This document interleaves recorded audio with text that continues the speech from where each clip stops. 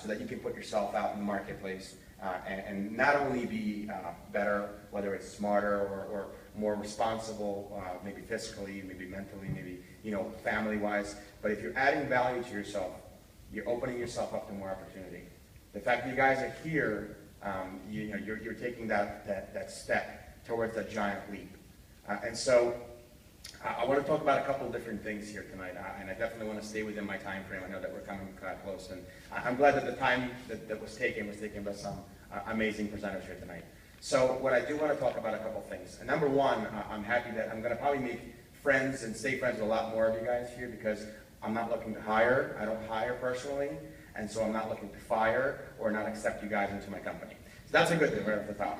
All right, but what I am able to tell you guys is a couple different things. One has to do with sustainability, and the other has to do with entrepreneurship, okay? And what I want to talk about specifically is not just the energy industry. See, I'm part of two different industries where I am right now. I'm an independent associate with Veridian. Veridian happens to be a green energy company. Obviously, we deal on the consumer base with electricity, natural gas, responsible natural gas, and solar products. That's our consumer base, that's our customers, residential and commercial. So my industry is energy. My other industry is also network marketing, direct sales, marketing, that kind of channel. So, I consider myself now as an expert in two of those industries, in both of those industries. And the reason why I do is because of the value that I've added to myself. What I've created for myself in the last 2.5 years being a part of this company didn't come from someone just giving something to me. I worked in the medical medical supply business. I had a home care agency at a younger age. Actually, I was 20 when I started my first home care agency. Entrepreneur has always been with me, so I've always had the companies. I had an automotive business. I actually still, right now, am a senior marketing affiliate, silent partner with a nationwide title insurance agency. So I've been in the real estate industry as well. So I've hired many, many different people and many different companies. But what I wanted to share with you guys is that, I too went to school and I graduated with a degree. And even though I'm not doing anything with my profession, it taught me a couple different things. Number one, continuing education or education period is very important in this country. I think it's one of the things that we need to improve on as a country to get out of this recession. Besides of manufacturing, which is very important, we need to create things, but we also need to create better people. And the way that we create better people is for people individually to make a choice. You have to realize that you want something bad enough. You're obviously sitting here, so you want a job. But you don't want a job that someone else said that you don't enjoy. You don't want a job that you don't like. In order for you to have a job that you want to work in, that you want to enjoy, potentially retire in, and excel amongst the ranks, maybe hopefully one day get to the executive CEO position, a director position, the only way you're able to do that is to improve and increase your worth and your value. Okay, so I definitely encourage every single one of you here to look into further education. It can be a combination of both schooling and self-taught. I learned many of my businesses, many of my skills, partially on my own and the others through schooling. Pick up a book, learn about something. You want to make the kind of money you want to make, you want to have the kind of job you want to have, you have to be an expert. No one's telling you that you have to be a scientist if you want to be in a medical or science profession. But pick a degree, or pick a topic or a subject or a profession, and learn what it takes to be the best. You might not be at the top of that industry. You might not make it to be the CEO, but guess what? You're definitely going to have an edge on a lot of different people that you're competing against. Someone brought up the phrase A game. I love that phrase.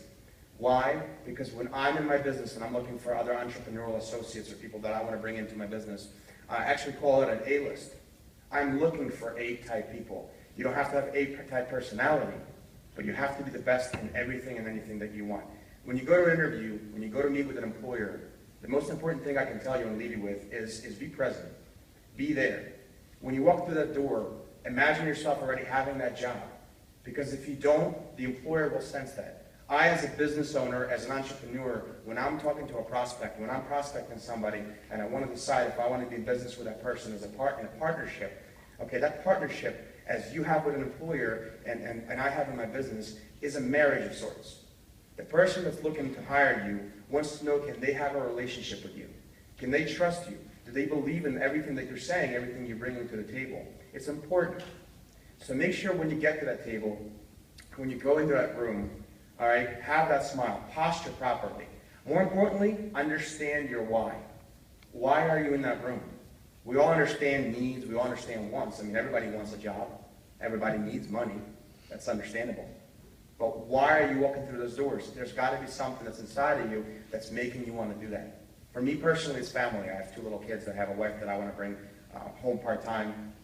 She's in a medical profession. She's an actual doctor, and I love when I heard that, you know, her income doesn't match her title and her, you know, the initials after her title and the designations. She loves what she does. That's why it doesn't matter for her as far as money. She went through graduate school, and she graduated in the high honors. And so I look at her, and she has a job that she loves. She might not be working where she loves, but she does what she wants to do. So, you know, I don't want to take too much of your time. I do want to say a couple other things about my industry.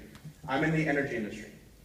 The Veridian is growing. Our parent company has gone public. I spoke to many of you guys and gals and very sharp people here in this room, and I'm glad that I was able to share a little bit of my experience in our company.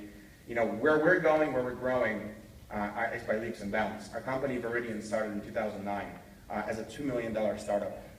It's not my personal company. I am an independent associate, but the story of the corporate entity, our Veridian Energy, started as a $2 million company, and in just a few short years has excelled over $250 million in worth. Since we've gone public, I can't publicly disclose our worth now. I can tell you with the companies, the best-in-class companies we have now, we're well above that, probably by a couple times over. And the only reason our company has excelled, and the only reason I was able to build in the last couple of years what I built in a couple of my businesses, including Veridian, is because when I get out there, when I get out of my house, when I go into the office, when I meet with a client, a prospect, an employer or employee, or anybody for that matter, like I said, I bring my A game because I know the value that I'm bringing to that individual. So, you know, there's a couple things I want to make sure that you guys understand that you're going to have to do, okay? Besides knowing your why, besides going in there with a plan and being there, is making sure you're all setting goals for yourselves and you're setting commitments, all right? There are a lot of different goals. It doesn't have to be business goals. It can be goals in life. But you also have to be making commitments.